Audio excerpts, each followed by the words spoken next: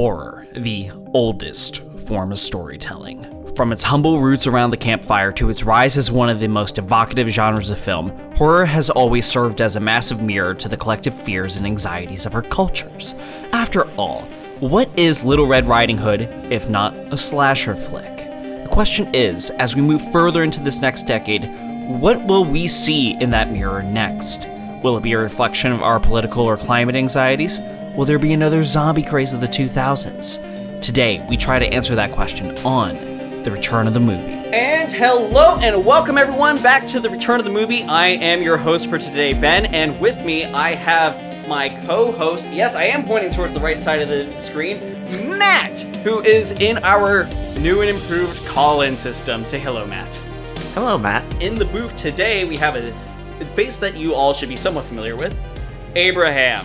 Hi. Abraham, I guess just partake in the conversation from the booth. Yep, I'm just kind of here now. Okay, so today we are having a fun change. So I'm now looking at the bottom section. We're not doing the 5 next big horror genres. We're doing the 3 because after doing some more research, we quickly realized that there's really only going to be probably 3 next major shifts within the landscape of horror. As for the rest of this, though, I guess it's probably a good idea to explain why there would be paradigm shifts within horror.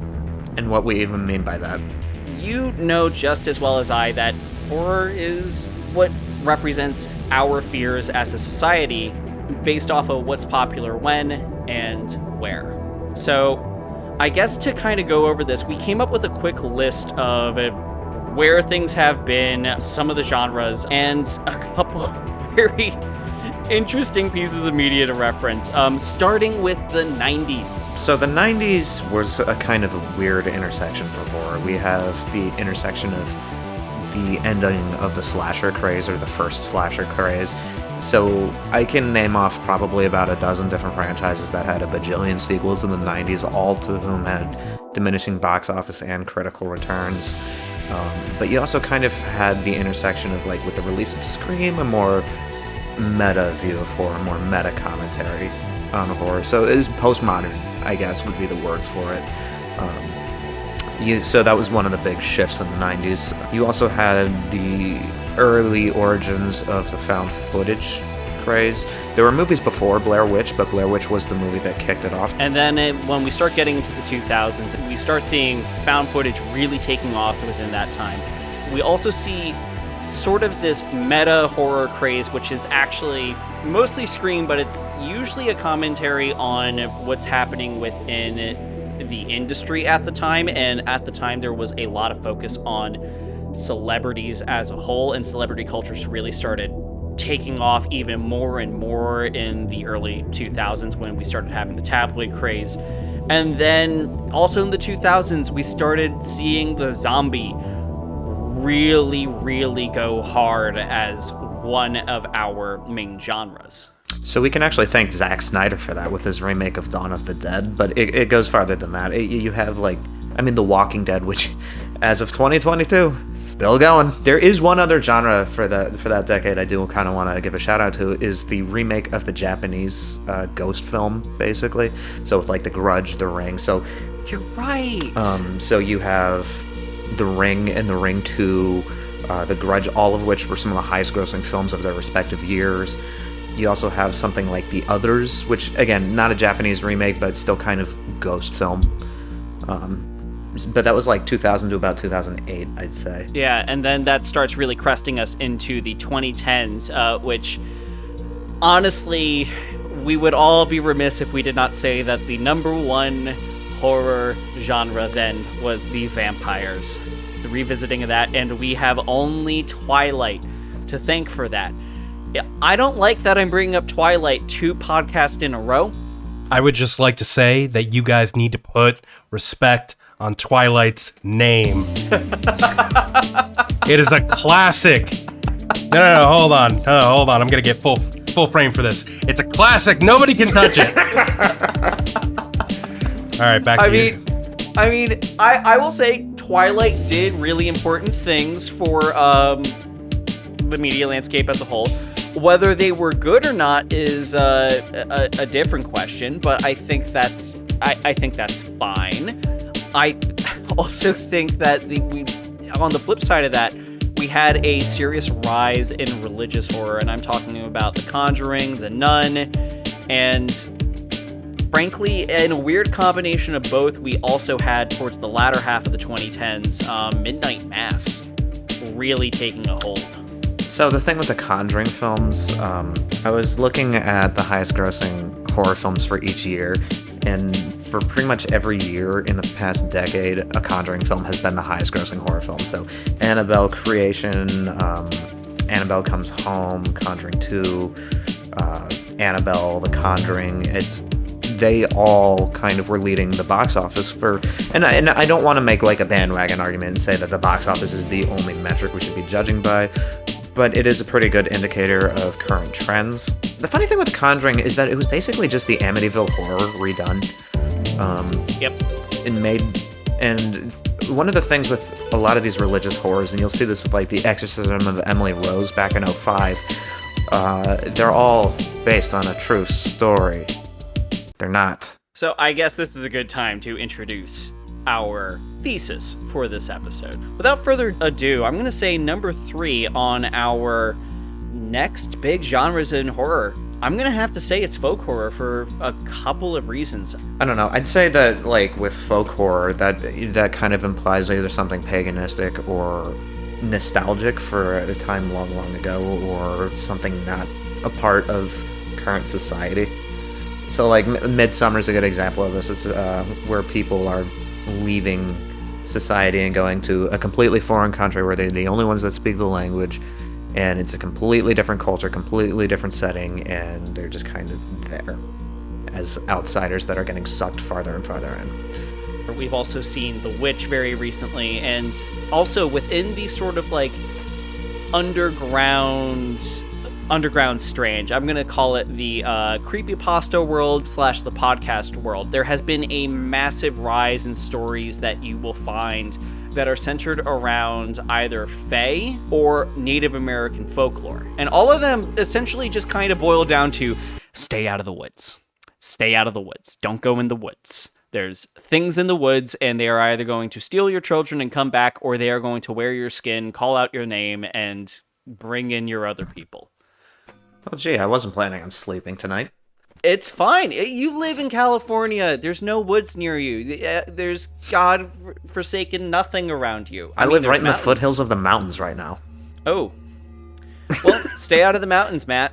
I'm trying to think, because some of the examples are coming from different places. So, like, The Witch is also an intersection of religious horror. It's a family trying to cling onto their faith as evil forces attack them, is one of the subtexts of that movie. So you have a lot of, I guess we could call elevated horror pieces, and by elevated horror we really mean just artistically presented and very, very thematically strong pieces of horror. So like any of the Ari Aster films or anything by Robert Eggers, or like the A24 basically. Yeah. And so a lot of them kind of tell stories that are a little bit off the beaten path. But I think the appeal of folk horror is that, especially as our society becomes more and more and more urbanized, the horror is always kind of like a fear of something, of the other, of the unknown, of a critique on our dependence on something. So like the Terminator movies were fear of computers and then a critique of our growing dependence on them. So I think with folk horror is that it's a fear of leaving society. The idea that if we had to return kind of to the wild, that we would not be able to do it. The idea that that's kind of dreadful, actually. The idea that we're so dependent on the society around us that we would have just no mastery of literally anything that we used to be very in tune with. Yeah, it's like a loss of control. I personally really like that, and that kind of goes into where my thesis with this as well is the idea that, like, a lot of folk horror, the running theme is sometimes that it's someone from outside of the woods going into the woods and then discovering something, or something from the woods comes back out. And what we really see here is that it's always connections to really old ideas. That it's something that we used to have a mastery over, or at least an understanding. With Fae, there's a really common trope of we used to be connected with them, we used to have ways in which we would worship them, or at least appease them so that they wouldn't be angry. But now that we have been gone away so long, the Fae are vengeful and vindictive against us. So this is where you start seeing a lot of running themes of specifically, at least with Fae stories, it's almost always related to child kidnapping, or your child comes back, but it's not actually your child, it's a bunch of bugs inside your child, or it's the Fae pretending to be your child. Which, horrifying, but also very good and indicative of that idea. And we also, for me personally, I kind of wonder if there is sort of a question of also a longing for us to get connected with that side of us, or if it's cautionary. Should we perhaps start becoming more connected with nature and start moving away from the frankly very not safe societies that we've built for ourselves? This is because I feel like that's kind of where it's leaning, honestly. Like, if we don't feel safe within our own home, should we start potentially figuring out how to bring back our connectivity with the earth as before it's too late, essentially? Which also kind of goes into a theme of like the climate crisis. I'd say it almost depends on the project. That is very true. In a lot of ways. So like The Ritual is actually a good example of folk horror. I can't believe I didn't mention that earlier. Is that it's about a group of friends who go hiking in a foreign country and then things go wrong. But the thing is, they leave their home and they're in this completely foreign environment where none of them have ever been before, and then they start encountering supernatural creepy things. And so that's kind of like one of the thematic fears, is the powerlessness of their situation. Actually, it's funny that we're even going in this direction. I didn't think I'd talk about this movie, but The Descent, it plays with a similar idea. I'm going to be talking about The Descent in a future video. So if you like my long-ass video analyses, I'm going to be doing another one. But the idea of, like, I don't know, because some of these things are almost promoting a healthy fear, like a fear of God type relationship with nature, as opposed to just like just it coexisting with nature. I can't think of too many movies that do this, but I can think of at least a number of stories that I have read or listened to over the past couple years that have heavily featured the idea of someone actually every trope that you have, that someone is developing over an Indian burial ground and then ghosts start haunting, or the Fae, or the spirits that would reside there or had resided in the woods, then seeking something horrible upon the town. Those are all active options for what could go wrong here. And I feel like that's kind of answering the question of, like, where this anxiety is coming from at the very least, and a very good argument for why it's manifesting. I'd also say that anything related to the Indian burial ground stuff usually comes from angry specters of a traumatic and violent past as well. So, like, I don't remember for the life of me if the book version of Stephen King's Shining mentions this or not, but I know in the movie, in Kubrick's adaptation, they mentioned that the hotel was built on an Indian burial ground and that they had to fight off Native American attacks multiple times while they were building the property. And the whole idea was that it's, at least with Kubrick's movie thematically, it's one of the ideas is just like cycles of violence. Yeah. And how that trauma gets passed from one generation to the next. And so I wonder if any of it, a little bit's like the past coming back to haunt you in a little bit. I mean, folk horror is kind of timeless, in my opinion. Like, The Shining is definitely not folk horror. However, there are some of the tropes that are at least used within folk horror that we just mentioned. So I do think that, again, like any genre, you can sort of put any thematic element that you want into it and get results, relying that they aren't too out of class, essentially, for what that genre could do. So, like, with folk horror, I can't think of anything that wouldn't necessarily work that you could put thematically in, but, like, slashers are notorious for being really hard to do thematic work with because of how sort of, like, one beat they are with their type of horror. Or specifically, like, even the 2000s, like, sort of gore porn that was going on back then, post 9/11, with our exposure to just extreme violence all the time. Thematically, that media always had some problems that I think Saw is one of the only things that, like, even kind of got close to being a thematic work with it. Well, and then, like, with slashers, the thematic implications of slashers are often really, really heavily dependent on the location. So, like, Texas Chainsaw Massacre, you're in the middle of nowhere, and the original one's kind of like the satire of the stereotypical 60s or 50s nuclear family. Black Christmas, another early slasher, that one's kind of like, the whole idea is that these girls are getting murdered one by one, but nobody's taking them seriously because all the men in that movie suck. Yes.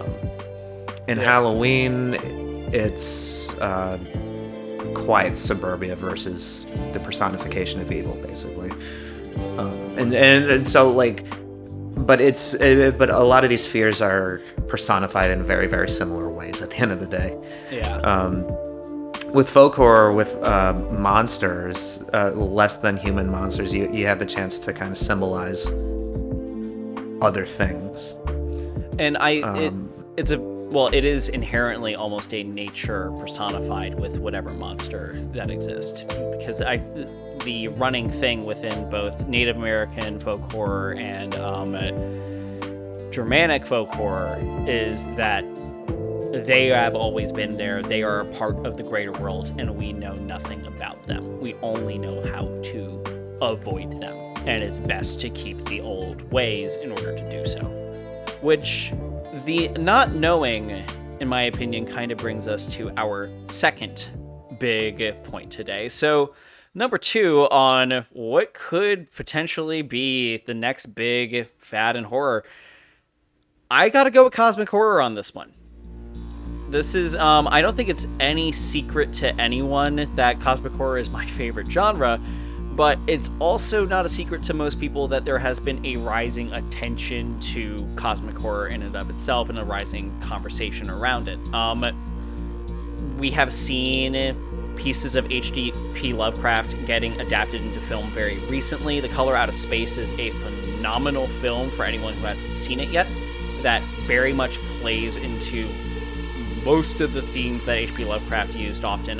We're currently in the middle of it covering Housing Complex C, which is just a straight-up Cthulhu Mythos anime, which I don't think... I did some research on it, and I'm pretty sure it is the first of its kind. And when things start getting adapted into new sections for the first time, and also when things start exiting the public domain and people start experimenting with them, which is what is happening with H.P. Lovecraft right now, we start seeing a lot more media.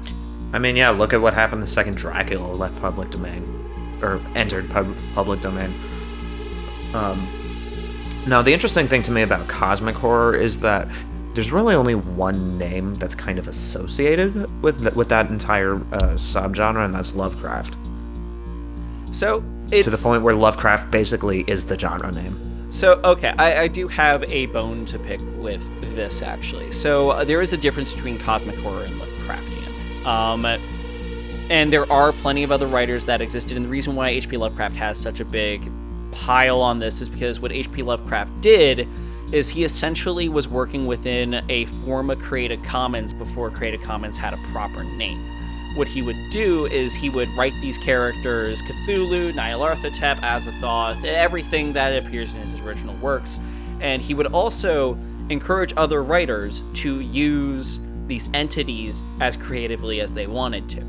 And so he also kind of traded entities with other people. So the King in Yellow is not H.P. Lovecraft. That is... Ooh.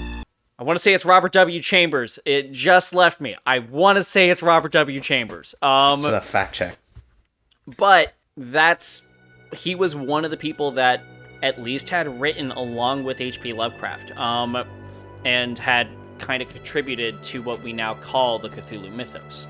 So you got it right. Robert Chambers, 1895. Nice.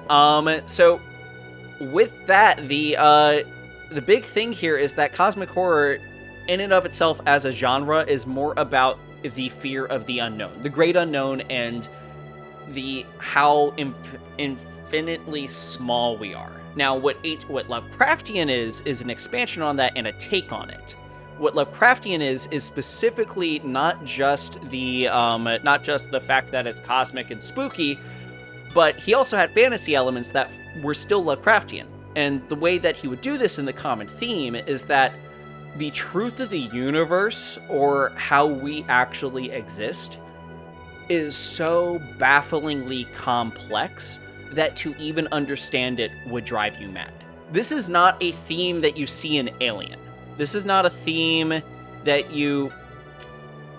I believe this is not a theme that you see within, I'm forgetting the name of the cosmic horror bit where they go find a spaceship that has come... Event Horizon. This is not a theme in Event Horizon.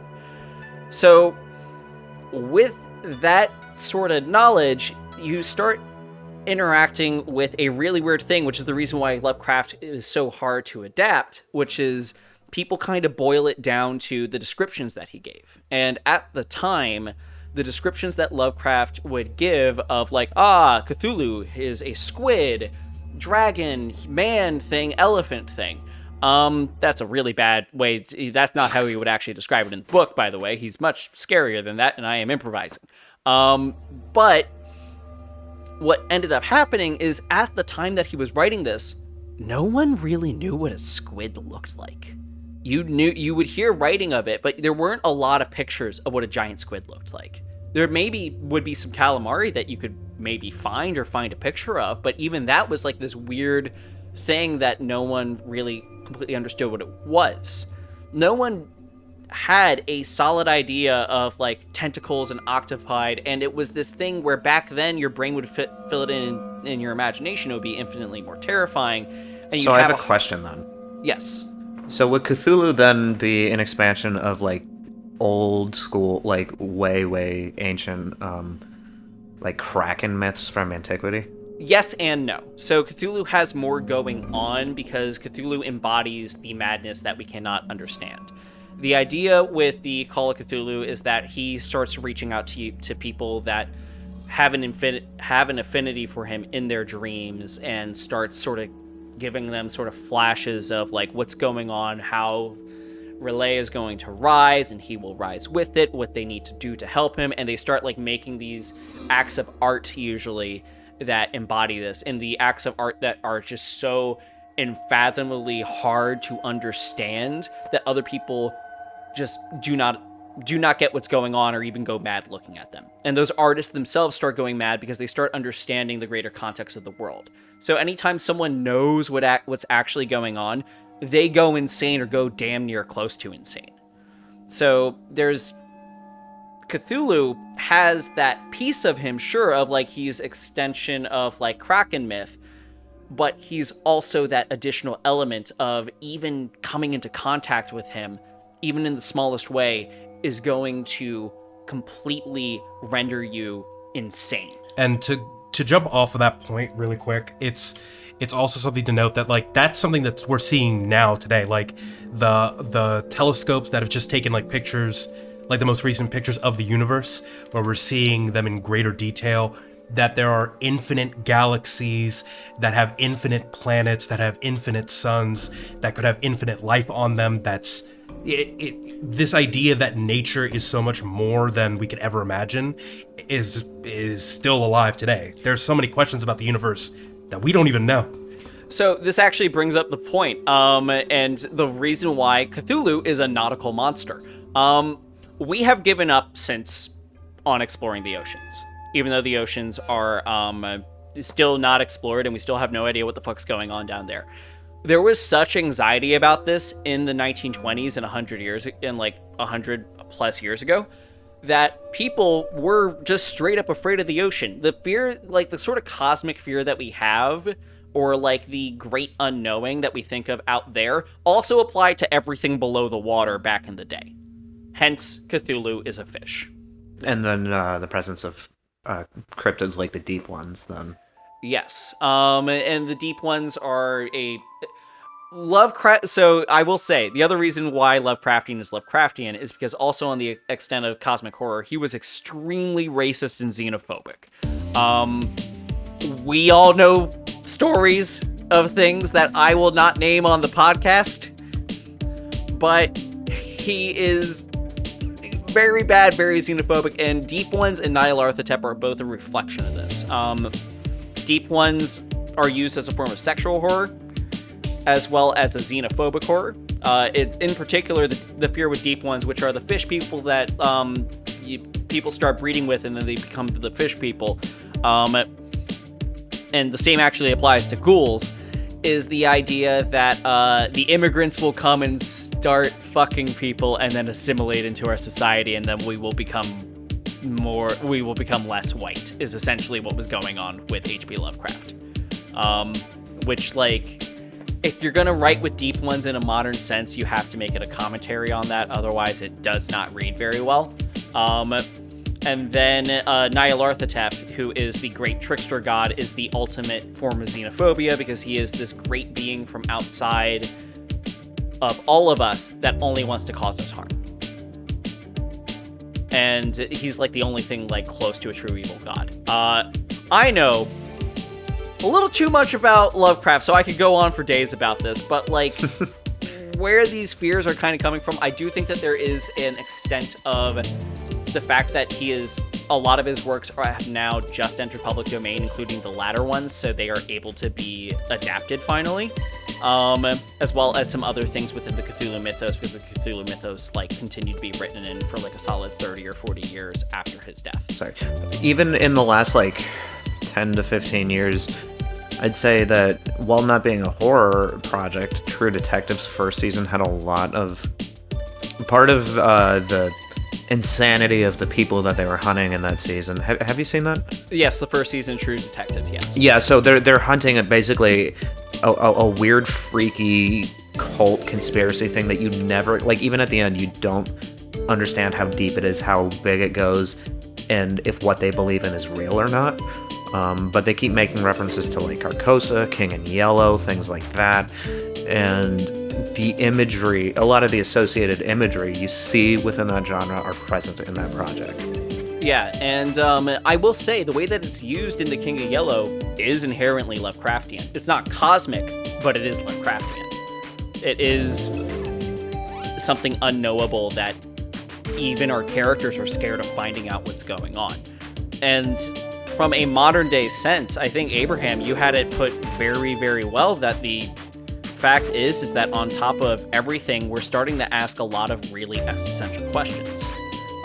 This is also, I think, a little bit associated with the fact that we are currently living in, even though no one's naming it, the doomsday clock is very high up right now. So the last time that cosmic horror was really popular with people making it was the 1980s, when we were at the height of the Cold War. So with the 80s, the most famous example of cosmic horror that I can give would be the Alien franchise, of which really only the first one is, maybe the third one, count as horror. But even the rest of them, like Prometheus, tried to do this. I hated Prometheus, but I still think it's worth mentioning that you're trying to get all these answers that you can't know, and the things you do find when you're out there will kill you. So John Carpenter's The Thing, and also The Thing got a remake actually recently, but I think it was really, it was really a prequel, bad. Actually. Oh, it was a prequel? Oh, okay. I haven't seen that. However, The Thing was also, I believe John Carpenter's The Thing was also in the 80s, if I but I might be wrong about that. Maybe 82. 82. There we go. John Carpenter's The Thing is it's not Lovecraftian, it is cosmic though. It is the idea of something from outer space coming in and fucking shit up, and we have no idea how far it goes, how it works. We have no idea who's suddenly changed. And this can be extended to the idea of like the invasion of the body snatchers. If you want to go really, really old school, you can bring up the Blob, which for my old school horror people will remember that movie and think it's silly now, but like it was a genuinely terrifying old school movie. So with Invasion of the Body Snatchers, might be one of my favorite examples of cosmic horror, just because it's such a reflection of the Cold War and just the fears around it. So there were actually two adaptations. There's actually multiple adaptations of that movie, but the first one came in the 50s, right at the height of the second Red Scare. And then the third one came in, or the second one came in 1978 or 70. It's not in my notes. 78 or 79, very very late 70s. So right as the Cold War was hitting its final apex. Yeah, and then I mean, this is something that we've seen time and time again. I will say the big issue that cosmic horror faces when people are adapting it is when and I think that this is extremely true of Prometheus, is that cosmic horror in and of itself is so existential that everything needs to be shrouded in mystery. You cannot, as an audience member, understand a single thing that's going on in order for it to be scary. You have to be constantly in the dark. You have to be constantly paranoid, and that's the reason why cosmic horror can get really, really under your skin. What ends up happening, and Prometheus is totally guilty of this, is when you start demystifying it, that's when it starts having problems. And that's also the reason why cosmic horror has been so hard to adapt, because when you are reading written word or listening to audio, your brain is going to fill in the details. When you are seeing something visually, those details will be presented to you in a way that are now being filled in. And then with Prometheus especially, when you start explaining the origin of the scary cosmic thing, the scary cosmic thing becomes significantly less scary. And this has actually happened with H.P. Lovecraft's work with the Cthulhu mythos sometime after his death. I'm forgetting the name of the publisher, but they published essentially an entire family tree of Greek pantheon of the Cthulhu mythos. Now, H.P. Lovecraft added to this really briefly while he was alive as a joke, but it was never supposed to be this whole family tree. And then there was also the introduction of the idea of good versus evil within the Cthulhu mythos, which a lot of people really, really disliked because it demystified it even more. So when you start taking those in, it starts becoming more fantasy or action related with just squids, versus being completely unknowable, which is what was scary. And I think the other thing with, Prometheus had a lot of other problems beyond that too, admittedly. But the whole idea, Alien, good example. There's a couple different things going on. You have the kind of capitalistic commentary going on in that all the people being killed in that movie are blue-collar truckers, basically, who get intentionally thrown under the gun, spoilers for a 40-year-old movie, who get thrown under the gun from their corporate overlords just to see what would happen. But the other thing is that nobody's ever seen a creature like this before, ever. Therefore, you don't know how it works, you don't know how it thinks. If it thinks, you don't know if it's intelligent or if it's just an eating machine, and you certainly don't know how to kill it. Which is honestly the thing about that movie that works really well, and this is the reason why cosmic horror is one of the most difficult genres to write and produce. That plot hinges on our main character figuring those things out in order to actually fight it. And we do get some answers to some of your questions. We know that it is kind of an eating machine, but it's also very intelligent. When we get an answer, it's always the bad answer. but she starts figuring out ways to outsmart it based off of what its motives are, and that's how ultimately the movie ends the way that it does. Which also is very true of how a lot of H.P. Lovecraft's really famous works work. So a really good piece of this is the Dunwich Horror, which in which Henry Armitage, like one of the main reoccurring characters within the Cthulhu mythos, is essentially having his first experience with the mythos, and he has to figure out what the monster is, how it works, and what it's doing, and how to get rid of it. And H.P. Lovecraft does this in kind of a cop-out way for him, where he reads the Necronomicon. By the way, the Necronomicon is from H.P. Lovecraft. Almost goes insane because he read the Necronomicon, but then comes back with the information to deal with the situation. Like, him and 3 friends, I think, take a crack at trying to read that book, and he's the only one to come out being like, I think I have something useful. It's a little bit of a cop-out in a Lovecraftian way to kind of show, but he had to kind of stay true to his themes, that even understanding how to kill this thing is going to cost a piece of your mind. So, I don't know. Yeah, I don't know if Lovecraftian itself will come back, but definitely cosmic horror in and of itself is rearing its head around, and whenever cosmic horror is being emulated, people will be looking to H.P. Lovecraft. And cosmic Lovecraft side of it is really, really hard to just show on screen. A lot of times it translates so much better on page because it's the whole idea of something you can't see and can't quite grasp. And that's like the one downside of movies, is that eventually you do have to show your hand a little bit.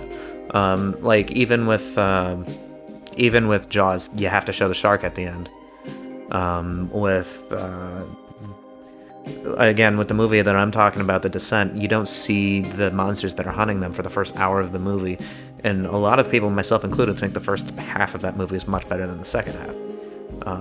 Once you understand the threat that you're dealing with, I guess, a little bit.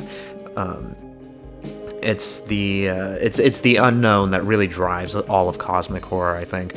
And it's really interesting because the last decade has been filled with projects that have, like True Detective, either borrowed items from cosmic horror or have just done straight up adaptations of it. So, like, I'd say Stranger Things is actually a good example of this. Yeah. Because like, the farther you get into the Stranger Things mythos, the weirder it gets. But at the same time, Stranger Things, and this is the reason why cosmic horror is so damn hard, Stranger Things is somewhere between horror and action. Because once you start seeing the monsters and and the characters have to combat it, it leans away from it. And I think that's fine if that is the media that you're going for, but going for straight horror is so damn difficult. I think the only examples that I've seen that have done it really well have been Mandy and The Color Out of Space, both of which are phenomenal Nicolas Cage movies. Mandy is a lot more Lovecraftian in the fact that we know that something bigger is going on in the background, but it's dealing with a cult. And you only see kind of glimpses of that bigger thing. And then The Color Out of Space is just a straight up H.P. Lovecraft story that they were able to adapt really, really well in a way that was terrifying and unsettling and extremely psychological. There's another piece you're forgetting about, The Lighthouse. The Lighthouse. There's only... the cosmic horror things in there, first of all, extremely Lovecraftian. It's going into the loss of sanity. Our narrators are so unreliable throughout it that I genuinely do not know what was going on in that film. I don't think the director does either. I love that movie, but I don't think Egger knows the answers to the questions he poses in that film. And I will say, the credit that I will give Lovecraft is he knew all of those things that were going on in the background. And I do think that a good horror writer and horror director needs to know the larger questions of the mythos, which is the reason why I don't hate the Pantheon idea for the mythos. I just hate the fact that we all know it now. That's such a useful tool for everyone that wants to write in the Cthulhu mythos, is knowing what the Pantheon looks like, because now you have a sort of built-in way to sort of like see what weird little connections you can string across gods and kind of hinting at a larger picture that could be terrifying. But when you start drawing the Pantheon itself directly, that's when shit gets kind of weird and less scary. I will say, as far as the most modern approach of all of this, I'm gonna jump to our number one spot of the weirdest horror genre that I think we're gonna start seeing. So we had a brief conversation about this beforehand because we know that there is this, and it's just barely taking shape right now. So we're gonna dub it dystopic horror, and that is horror that is in particular thriving from a dystopia or kind of fear of other people and institutions. Now, a couple spots that we know that this has kind of appeared so far is, first of all, within the Purge movies. The Purge movies are probably the biggest example of this that I can see. Hi, Ben from Post here. The other really big example that everyone in the room forgot about when we were making this was Black Mirror. Black Mirror is probably the actual biggest version of this and is a really important framing device for the rest of this conversation that we just left out. Are they saying something about society as well? And the main fear that comes from them is the fact that you cannot trust your neighbor. Also, yes. And then at the same time, this is more in the thriller world, but we have just recently gone through Squid Game, which had some major horror elements. The fact that you couldn't trust anyone on screen, but I think we're going to start seeing this a lot more within horror itself. You could also potentially argue that Get Out would have gone down this route if it kept its original ending. But the fact that the ending was changed does somewhat disqualify it from being within this group. With your definition of dystopian horror, would apocalyptic scenarios, so like Bird Box or A Quiet Place, would they be counted in this as well? I would say yes, actually. So, but actually, it's more of a yes and no. Interesting thing about Bird Box is that Bird Box is actually like a combined double feature in terms of the genre, because one, it's obviously like the downfall of society, but two, if you look at the thing, you die. And I think that's meant to symbolize the Lovecraftian element, where it's like even looking at this thing takes away your being, yourself. You know, you could argue your sanity, but you know, they change it to your life. So I think it is supposed to be a Lovecraftian entity or a Lovecraftian problem that they're all facing. So take with that what you will. It's also the greatest astroturfing campaign we've ever seen. I would argue that anything in which the horror is derived from people in power, really kind of abusing it from that point forward kind of fits into this genre. So like, the issue with this is like all the things that I want to bring up are stories that I have either read or listened to, and I consume. Anyone that's looking for horror podcast, I highly recommend the No Sleep podcast, because you can just get a bunch of really, really good short horror stories in an hour or 2 hour episode, and it's phenomenal. But a lot of examples that I'm thinking of involve just someone investigating something. The main antagonist, then, whether or not it's a supernatural force or just society collapsing in on itself, is being furthered by corporate interests that are actively part of the story, that are actively pursuing. So I would say Quiet Place and Bird Box, because they're both apocalyptic. Yes, it plays into it, but I wouldn't say that it is genre specific. Like, in order for it to be a genre, it has to be so ingrained within what's happening in the story and the active action that you cannot look away from it. So then with dystopian, you could even trace it back to the YA dystopian craze of the late 2000s then. So anything Hunger Games-ish, I guess.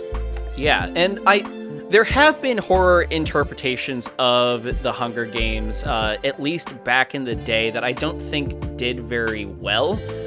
Mostly because even though the dystopian stories were a big deal back then, that was more of a power fantasy for teenagers. The idea was we're going to be so great because we're going to deal with the dystopian societies when we come and look at what we can do, which is also the reason why Gen Z as a whole calls shit out all the time and is willing to do a bunch of crazy shit against the government.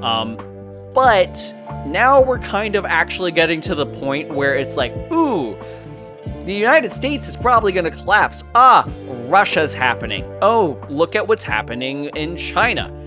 And dystopian pieces are coming more to the forefront. You could argue... So basically we're in the 1980s again. Yeah, and actually, you could argue that 1984, because I don't know who has read this book recently, 1984 is extremely unsettling. Would I label it as horror? No.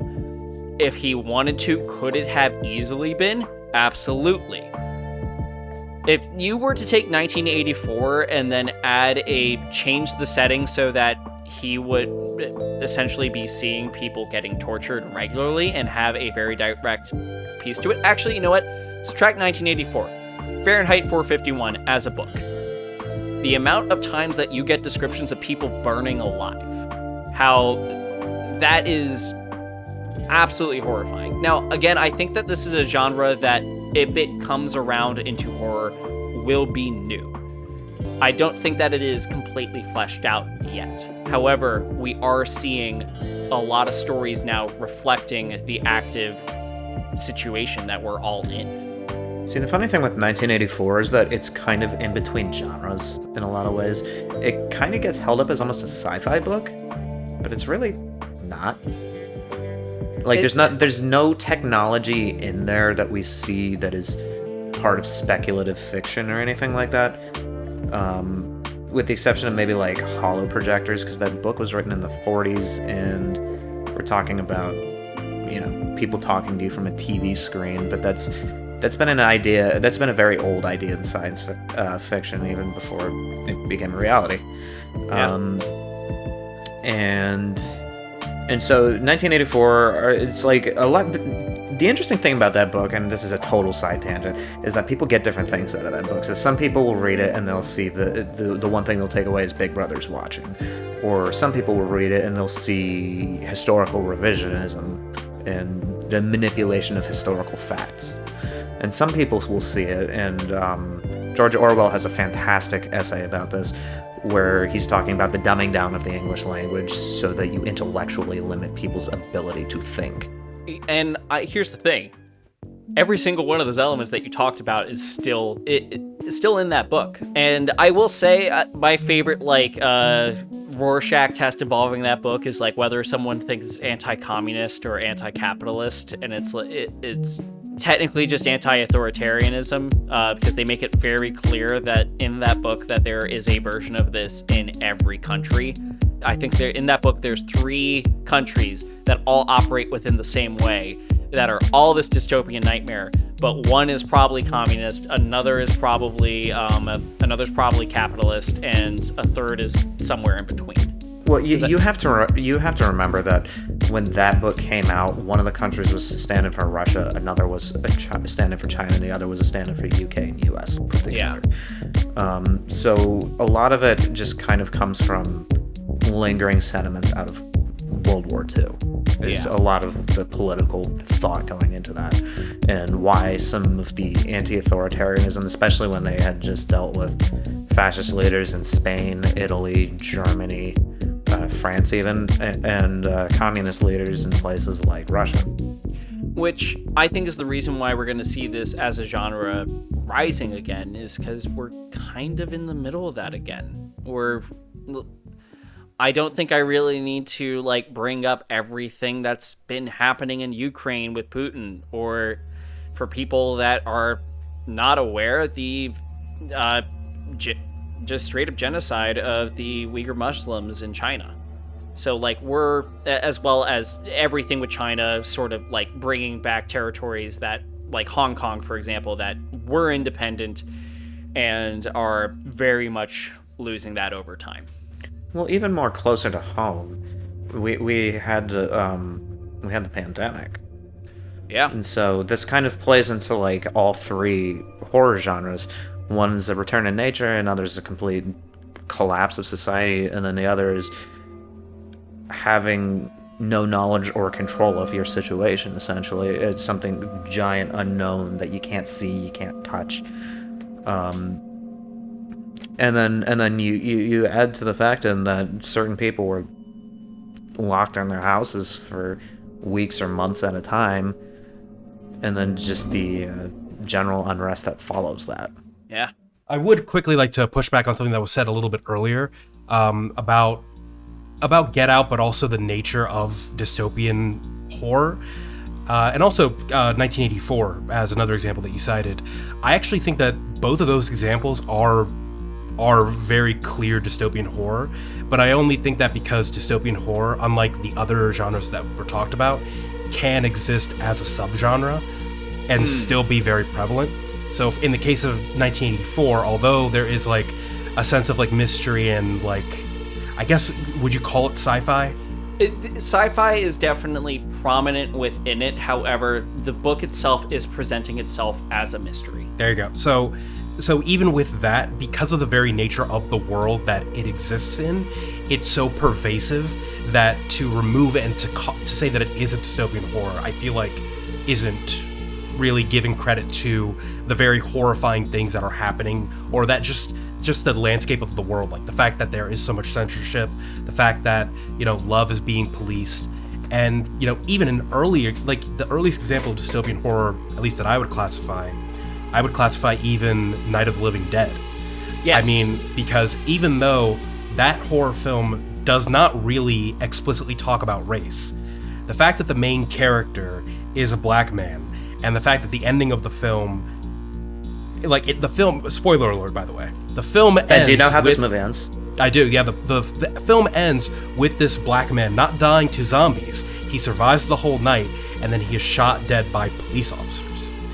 Even though this was originally intended for a white male lead, the fact that it is played by a black man instantly changes all of the underlying messages that the film is putting forth.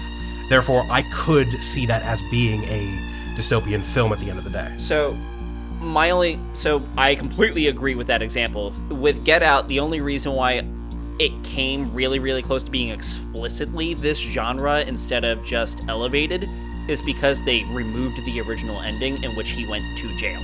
And I think even in the original ending, the fact that they created this system, the fact that they were, thinking about the institutions that already existed and the advantages that black people supposedly had, and that was their entire motivation for bringing this person into the environment.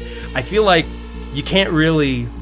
It's like I retract my point. It's like I feel like no matter what, as long as there is a powerlessness, not from this big entity, but from a very small, very defined, controllable, and seemingly defeatable entity. Because in all the examples that were shared, they all seem like very concrete systems that could be destroyed.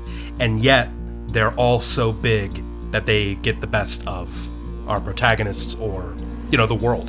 Yeah, because the idea with it is that while there may be some other horrific thing that is present and unnerving, it is ultimately the character themselves fighting against a system that cannot be dismantled. Yeah. And in its own sort of, if we're going back into the cosmic horror way, what is more unfathomably large to the average person than the cogs of the machine that is the government and capitalism, or runaway communism, or anything that we just discussed? Because those are all things that we're like, if I end up on the wrong side of that, there's just no going back. My life is completely over and ruined. And when we start seeing society going in a direction where the common man and woman and non-binary folk are going to be up against the system indefinitely, probably, then we have a lot to fear. So I think on that, we are going to jump to just a final fun thing. I want to see what everyone's favorite horror piece of media is real quick. So, Matt, why don't we start off with you first? My favorite horror piece of media? Yeah, absolutely, sir. Or one that you would recommend. So, new horror film that I would actually recommend to a lot of people. It's a film called You Won't Be Alone. It's Macedonian folk horror movie about a girl who turns into a witch. There's some very, very interesting visuals in that. It's kind of like horror by way of Terrence Malick. And I saw it, I think, on Amazon Prime. I don't know where it is now. Yeah, it's a good time, but it's a very cerebral and very, very low dialogue. Not everybody's going to like it, but I really enjoyed it. All right. Abraham, do you have one to throw out to the winds? Yes, I have a show recommendation. It's one that I recommend to everyone that I can, meet. It is a show called Don't Hug Me, I'm Scared. If you do not know what this is, it's existential horror based around puppetry in the style of Sesame Street. They actually just got a television show. 6 episodes just premiered. It's all online. It's all free. It is hilarious, terrifying, and just very well made. Wait. They actually got like a whole... They got a television show. Like recently? Yes. Like we're not talking about the original... No. I'm talking about half-hour slots. Half-hour slots. And it's unlike the old YouTube videos that they used to do, these episodes are more drawn out, and there's actually a little bit of comedy too to help alleviate the tension, but it's still pervasive all the way through. There's blood, there's gore, so be careful. Definitely check it out. I hate you for reminding me that it existed. The thing that... well, how old were we when that first came out? It came out in like 2012. Oh, okay. So I was in high school. We were old enough at that point for it to not be like we clicked on the wrong video and as a small child and were traumatized, because that's what actually happened to a lot of very young people. I'm pretty sure Don't Hug Me, I'm Scared is one of the things that's responsible for the Made for Kids section of YouTube, in all honesty. Yeah, probably. Because those thumbnails, they look like they're clickable for children, and they're not. All right, so on mine is I'm gonna stick with my recommendation just because it's very good, and there are some rumors that it is currently coming back, at least for a Halloween special this month. I'm gonna have to give it to my all-time favorite podcast, The Magnus Archives. This is phenomenal. It is cosmic horror. I should put that out. It is not, however, Lovecraftian. It does not play with the Lovecraftian themes. However, it completely embraces the idea of something that is far out there that we do not completely understand, and the ways that it sort of picks itself into the world. The base idea of it for the world is that there is all of the fears that we have as a society are personified by what are best classified as a different entity, but could also be one big thing we do not know.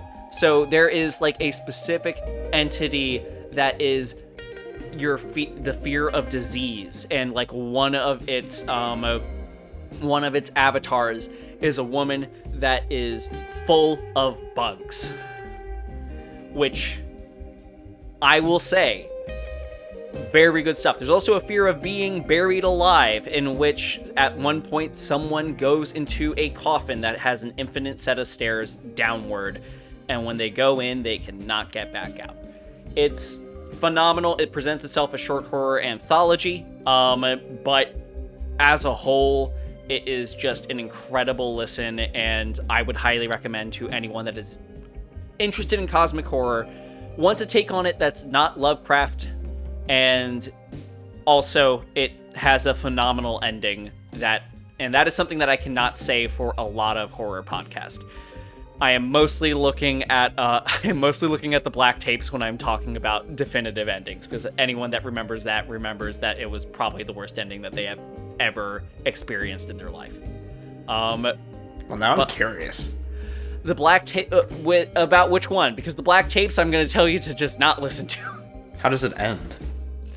Okay, the black tapes, let me paint a picture for you. The entire time we're following a mystery that is around this, essentially an NPR reporter, and this person that is, his entire existence is to essentially disprove that ghosts exist. It is kind of like an X-Files vibe with the dynamic. However, as it goes on, they get really entrenched within this deep sort of religious horror mystery and trying to figure out what's going on. The end of the world is approaching. They're the secret of it, and they're now at the center of it, and they're wanted by the bad guys. And instead of... There's a cat at my door that's trying to get in. And instead of facing the bad guys and dealing with the threat once and for all, what they do is they decide, I love you, let's run away together, and then the podcast ends. What? Yes.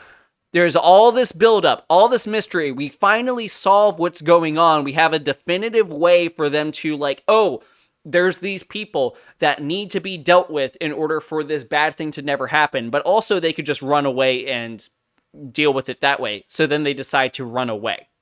And then the podcast just ends. Oof.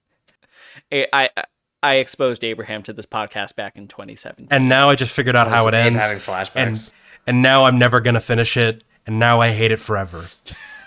So on that note, thank you all so much for tuning in on the podcast if you have tuned in. Otherwise, this has hopefully been a very fun listen for you. We have other content coming up within the horror world for this month. And hey, it's the return of the movie. Hi, if you liked that, you know what would really, really help us? If you left a review or left a comment. Honestly, reviews, if you're on the podcasting apps, we're on all podcasting apps, by the way, and then subscribing on YouTube channel would be a big help. We're actually really close to monetization.